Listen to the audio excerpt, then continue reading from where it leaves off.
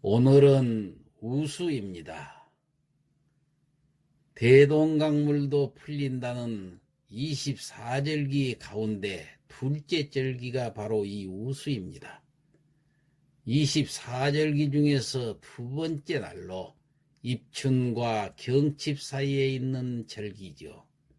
24절기는 기본적으로 태양의 궤도인 황도의 움직임을 기본으로 정해지므로 양력 날짜에 연동이 됩니다. 우수는 태양의 환경이 330도인 날로 2월 19일 무렵이며 대개 음력 정월에 듭니다. 입춘으로부터 15일 후가 되는 날로 봄의 기운이 좀 더 짙어져서 눈 대신 비가 내리고 얼음이 녹아서 물이 되어 흐르고 기러기가 북쪽으로 돌아가는 날이기도 합니다. 우수란 말 그대로 눈이 녹아서 비가 된다는 뜻인데 아직 꽃샘추위가 남아있지만은 꽁꽁은 강물도 풀리는 것처럼 오늘 우수는 불편했던 이웃과 환하게 웃는 그런 날이기도 합니다.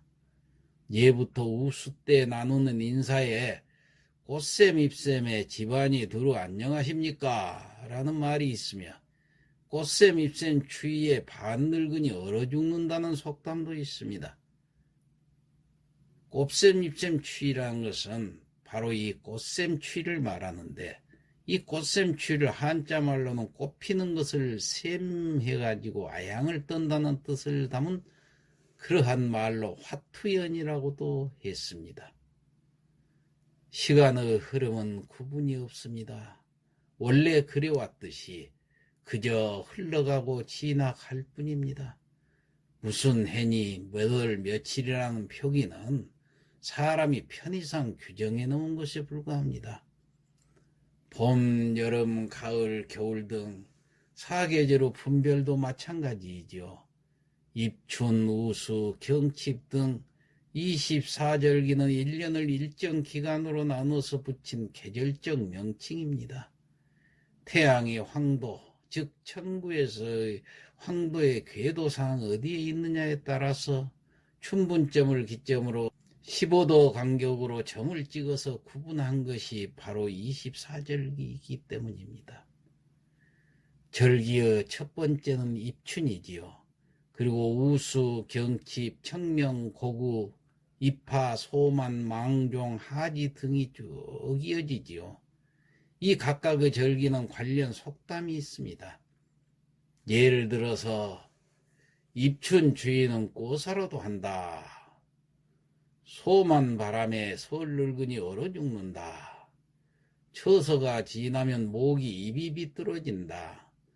대한이 소 한 집에 놀러 갔다가 얼어 죽는다 등 이 해당 절기의 속성을 비유적으로 표현을 했습니다. 우수와 관련해서는 여러 가지 속담이 있지요. 우수 뒤에 얼음가리라 해서 우수가 지나면 아무리 춥던 날씨도 누그러진다고 하였으며 우수에 풀렸던 대동강이 경칩에 다시 붙는다는 말처럼 우수를 지나도 경칩을 즈음하여 꽃샘추위가 찾아올 수 있음을 경계하였습니다.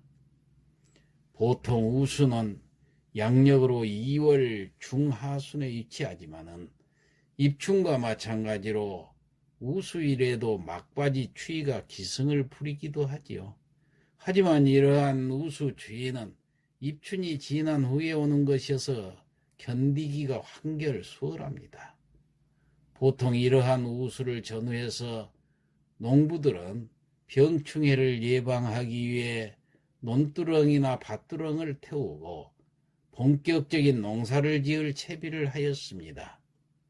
하지만 요즘에는 각종 농약을 많이 사용하는 탓에 구태여 병충해 예방을 위해 논두렁이나 밭두렁을 태울 일도 없고 이렇게 논이나 밭에 놓은 불로 인해서 건조한 날씨에 산불이 발생할 위험도 있어서 점차 사라져가는 풍습 중에 하나가 되었습니다.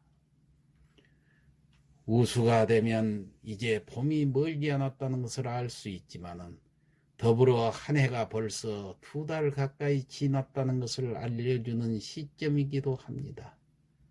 우수 추위에 잔뜩 움츠릴 것이 아니라 마지막 추위에 정신을 차리는 것, 남은 10달을 부지런히 보내라는 의미로 받아들이시면 더 좋을 것 같습니다.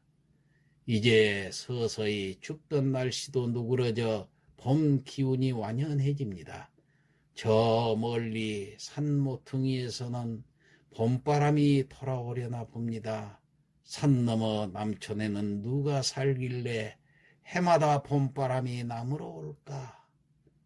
조선 후기 다산 정약용 아들 정하규가 지은 농가 원령가 중에 정월령의 입춘 우수절기에 대한 노래에서는 다음과 같이 진한 그리움을 노래하고 있습니다.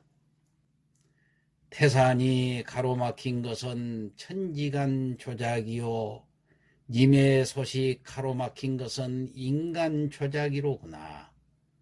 우수경집에 대동강 풀리더니 정든님 말씀에 요 내 속 풀리누나. 차마 진정 님의 생각이 그리워 못 살겠구나. 자, 대동강물도 풀린다는 우수. 그 봄은 한겨울 꽁꽁 얼었던 마음도 풀려서 밤마다 콸콸 쏟아지는 그리움의 홍수가 된다네요. 모두 희망의 새봄을 맞이하시길 빕니다. 이상 마치겠습니다.